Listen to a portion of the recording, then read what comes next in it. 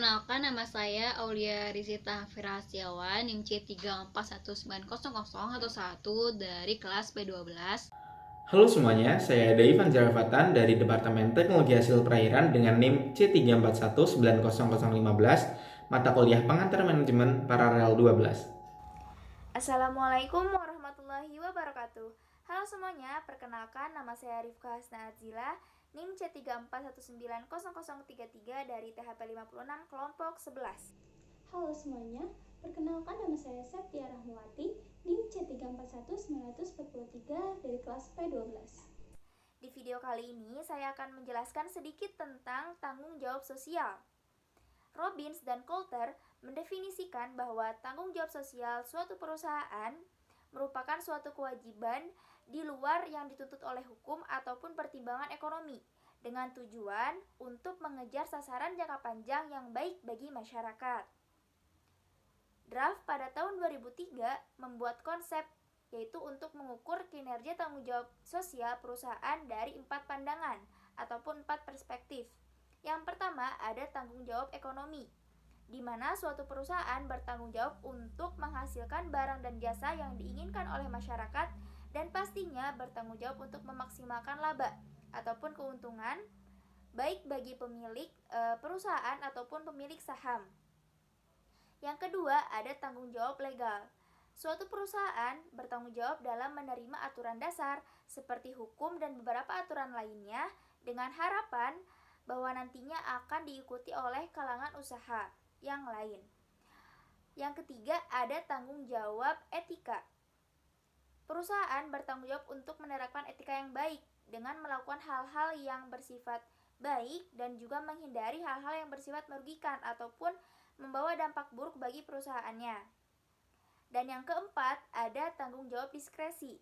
Kriteria ini bersifat betul-betul sukarela dan juga dipandu oleh keinginan suatu perusahaan untuk melakukan kontribusi nyata terhadap masyarakat dan juga kualitas kehidupan masyarakatnya.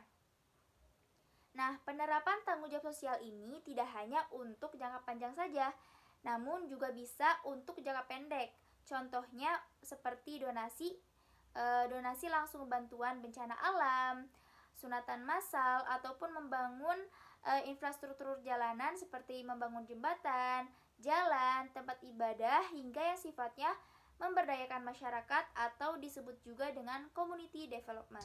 Di sini saya akan menyampaikan materi mengenai etika manajerial.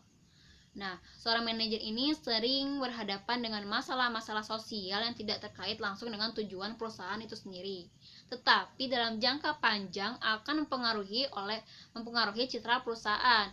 Nah, permasalahan tersebut antara lain tanggung jawab sosial, filantropi, pelestarian sumber daya alam, mutu dan keamanan produk, hubungan karyawan, dan juga tuntunan masyarakat sekitar. Nah, dengan perkembangan ilmu manajemen ini, tanggung jawab sosial dan etika manajerial sangat dibutuhkan atau penting bagi perusahaan modern. Nah, untuk itu, apa definisi dari etika manajerial itu sendiri? Jadi, manajemen dan basisnya ini atau etika manajerial adalah sebuah pendekatan pengelolaan perusahaan di mana para manajer menetapkan dan mempraktikkan nilai bersama pada sebuah organisasi. Nah, untuk itu, etika sendiri adalah peraturan dan prinsip yang mendefinisikan tindakan benar dan salah. Contoh dari etika itu ya masalah kejujuran, keadilan, tanggung jawab, hak dan kewajiban. Nah, bagaimana sih penerapan dari etika itu? Yang pertama, yaitu mempekerjakan individu yang memiliki standar tinggi melalui seleksi karyawan. Yang kedua, mengembangkan kode etik dan aturan-aturan keputusan. Yang ketiga, mengadakan training etika. Yang keempat, mendukung si individu yang menghadapi dilema etik. Yang kelima, itu selalu etis dan jujur dalam setiap waktu. Dan yang terakhir adalah mengakui kegagalan dan mencoba untuk tidak menutupinya. Salah satu kasus contoh tanggung jawab sosial dan etika manajerial adalah sebuah artikel jurnal yang ditulis oleh Suhardi M. Anwar dan Nur Adilah Rajab dalam Jurnal Manajemen pada tahun 2018. Artikel jurnal tersebut berjudul Analisis Pengungkapan Tanggung Jawab Sosial Perbankan Syariah dalam Perspektif Syariah Enterprise Theory, Studi kasus di Bank BRI Syariah Palopo. Penelitian tersebut dilakukan di PT Bank BRI Syariah Cabang Palopo. Penelitian tersebut dilakukan pada bulan Mei hingga Juni pada tahun 2017. Penelitian tersebut menggunakan metode kuantitatif dan sumber data yang diperoleh adalah sumber data primer. Sumber data tersebut diperoleh dari pengamatan langsung yang dilakukan pada 120 nasabah di Bank BRI Cabang Palopo. Setelah melakukan rumus Loving, diperoleh hasil yaitu 92 sampel yang akan diuji.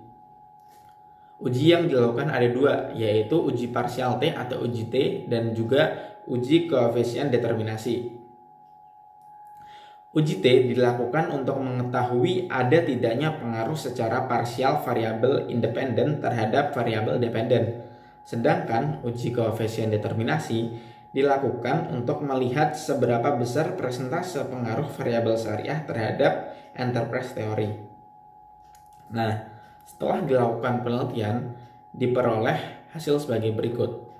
Di PT Bank BRI Syariah Cabang Palopo, bahwa syariah enterprise theory atau dalam hal ini tanggung jawab sosial dan etika manajerial berpengaruh signifikan positif terhadap pengungkapan tanggung jawab sosial di sana. Hal tersebut menunjukkan bahwa tanggung jawab sosial ini sangat berpengaruh positif terhadap aktivitas yang dilakukan di perusahaan. Problem solving dari jurnal ini adalah Syariah Enterprise Theory berpengaruh positif terhadap pengungkapan tanggung jawab sosial pada PT Bank BRI. Tingkat yang signifikan dari variabel Syariah Enterprise Theory yaitu senilai 0,000 yang lebih kecil dari 0,005. Nilai T hitung senilai 3,80 lebih besar dari nilai T tabel yaitu 1,987. Sehingga variabel independen secara parsial mempunyai pengaruh signifikan terhadap variabel dependen. Persentase pengaruh Syariah Enterprise Theory terhadap pengungkapan tanggung jawab sosial pada PT Bank BRI Syariah Palopo sebesar 14%.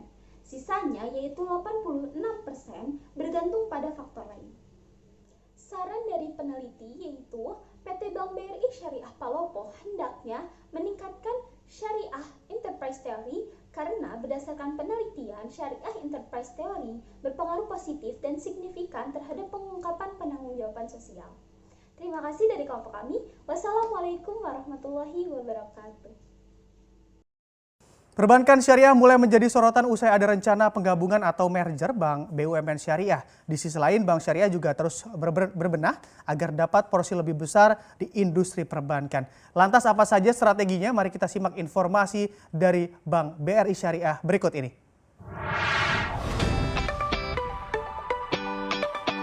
BRI Syariah, bank syariah modern yang terkemuka di Indonesia, yang merupakan anak usaha dari PT Bank Rakyat Indonesia. BRI Syariah sesuai dengan misinya melayani kebutuhan nasabah yang membutuhkan layanan finansial dengan jangkauan termudah untuk kehidupan lebih bermakna. Nah, buat Anda yang ingin menabung atau mengajukan pembiayaan sesuai dengan syariat Islam, BRI Syariah merupakan pilihan yang tepat.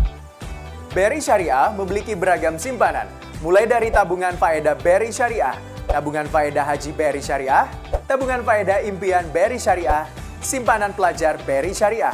Tidak hanya itu, BRI Syariah juga memiliki giro faedah BRI Syariah dan deposito faedah. Nah, asiknya menabung di BRI Syariah, kalian bisa melakukan transaksi dengan aman dan nyaman melalui BRIS Online. BRIS Online bukan hanya bisa untuk transfer loh. BRIS Online sudah dapat digunakan untuk bayar SPP, bayar tagihan telepon, beli token listrik, belanja di marketplace, bayar pelunasan perjalanan biaya haji, dan kerennya lagi, BRIS Online bisa digunakan untuk bayar zakat. Zakat? Iya, zakat kini hadir di genggaman Anda. Kapanpun, dimanapun, bisa berzakat. Selain berbagai simpanan dan layanan online-nya, BRI Syariah juga memiliki banyak fasilitas produk pembiayaan. Untuk kalian yang ingin memiliki rumah idaman, bisa mengajukan pembiayaan ke Gria Faedah. Dengan angsuran yang tetap atau flat selama pembiayaan, kini rumah idaman bukan sekedar impian. Ada juga KPR Sejahtera, fasilitas pembiayaan perumahan dengan bantuan dana dari Fasilitas Likuiditas Pembiayaan Perumahan atau FLPP. Buat yang ingin memiliki kendaraan bermotor sendiri, ada Otofaedah, fasilitas pembiayaan kendaraan roda 4 secara syariah. Selanjutnya, ada Multifaedah, pembiayaan multiguna dengan cara mudah. Nah, bagi karyawan yang akan memasuki usia pensiun atau sudah memasuki masa pensiun, BRI Syariah memiliki fasilitas pembiayaan purna faedah. Selain itu, buat kamu yang mau umroh, bisa mewujudkan impian kamu melalui Umroh Faedah. Seperti namanya, Umroh Faedah ini adalah pembiayaan yang digunakan untuk perjalanan ibadah umroh. Didukung pula layanan dari Biro Perjalanan yang terkemuka di Indonesia yang sudah bekerja sama dengan BRI Syariah. Insya Allah, faedah dan membawa berkah. Nah, buat kalian yang memiliki keperluan mendadak, kalian bisa menggadaikan emas kalian di Gadai Faedah BRI Syariah. Lengkap banget ya layanan di BRI Syariah. Mau nabung? Ada. Mau pembiayaan rumah? Ada. Mau gadai? Juga ada. Semua ada, semua amanah. Gak cuma itu loh. Untuk kebutuhan usaha, tersedia produk pembiayaan usaha Retail Faedah. Pembiayaan ini ditujukan untuk pembiayaan modal usaha dan investasi usaha Anda. Banyak banget kan produk dari BRI Syariah? Tapi bukan cuma itu saja. Sebagai bentuk komitmen BRI Syariah untuk memenuhi seluruh kebutuhan nasabah BRI Syariah dari berbagai kalangan, BRI Syariah mendukung penuh pertumbuhan UMKM di Indonesia. BRI Syariah menyediakan pembiayaan mikro yang dikhususkan untuk pegiat UMKM dan juga menyalurkan KUR atau kredit usaha rakyat. Dengan dukungan digitalisasi untuk mempercepat proses pembiayaan, iKURMA, kini proses pembiayaan bisa selesai dalam 2 hari saja. Caranya mudah. Calon nasabah hanya perlu memberikan dokumen yang diperlukan. Data calon nasabah nantinya akan diinput ke aplikasi iKURMA yang sudah terhubung dengan Dukcapil dan OJK, sehingga proses pengajuan pembiayaan jadi lebih cepat. Lengkap kan? Yuk segera ke BRI Syariah dan dapatkan solusi keuangan yang amanah.